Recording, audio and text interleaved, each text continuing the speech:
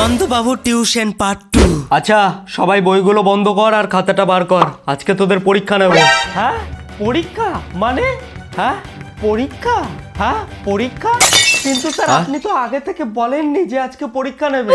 ওই আগে থেকে তোদের কাউকে তো খেলতে যাওয়ার কথা বলতে হয় না, তোরা তো আগে থেকেই খেলতে চলে যাস, আর পরীক্ষা নেবার সময় আমাকে তোদেরকে বলে তারপরে পরীক্ষা নিতে হবে। না স্যার সেটা নয়, আসলে স্যার সবার টিউশনিতে তো আগে বলে তারপরে পরীক্ষা নেয়। এটা হলো নন্দবাবুর টিউশন, আর আমার টিউশনের রুলস একটু অন্যরকম। স্যার যদি আগে থেকে বলে দিত না যে আজকে পরীক্ষা নেবে, তাহলে তো কেউ আমাকে ধরে বেঁধেও টিউশনিতে আনতে পারতো না। ও আজকে যে কার মুখ দেখে টিউশনিতে আসতে গেলাম, টিউশনিতে আসার সময় ওই কালো বিড়ালটা রাস্তাটা কেটে দিয়েছিল বলেই মনে হয় টিউশন স্যার আজকে আমাদের পরীক্ষা নিচ্ছে। এখন যে কেন একটু দাঁড়িয়ে আসতে পারলাম না। তোদের তাহলে আজকে পরীক্ষা নিচ্ছি, নে এবার সবাই খাতাগুলো বার কর।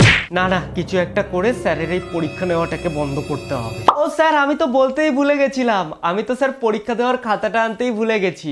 পরীক্ষা দেবো কিভাবে? স্যার আমার বাড়িটা তো কাছেই, যাই স্যার আমি পরীক্ষার খাতাটা নিয়ে আসি। তুই বাড়িতে গেলে যে আসবি না সেটা আমি ভালো করেই জানি, তাই কোথাও না গিয়ে চুপচাপ ওখানে বসেই পরীক্ষা দিবি।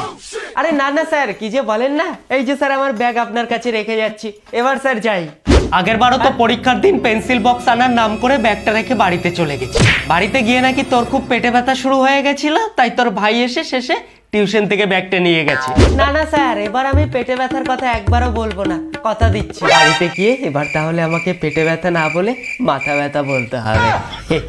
কোনো কথা দিতে হবে না, আমার কাছে পেজ আছে, ওই পেজ দেবো, ওখানেই পরীক্ষা দিবি।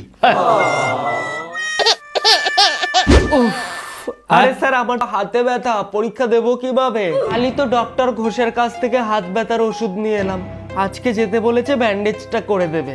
ও তাই না? হ্যাঁ স্যার। কিন্তু ঘোষ বাবু তো 1 সপ্তাহ আগেই শ্বশুর বাড়ি গেছেন, আর আমার সাথে যাবার সময় দেখা হয়েছিল, বলে গেছে 2 সপ্তাহ আগে ফিরবে না। নে এসব নাটকে কাজ হবে না, এবার খাতাটা বার কর। আর মনে হয় কিছু করার নেই, এবার মনে হয় স্যারের পরীক্ষাটা দিতেই হবে। আরে তোরও কি ওদের মতো কোনো প্রবলেম আছে নাকি পরীক্ষাটা দিতে?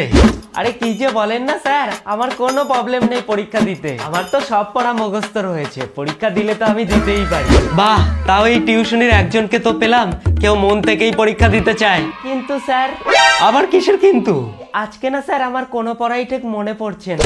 আপনি এক কাজ করুন স্যার, পরীক্ষাটা না পরের সপ্তাহে নিন, আর এতদিনে আমার সব মনে পড়ে যাবে।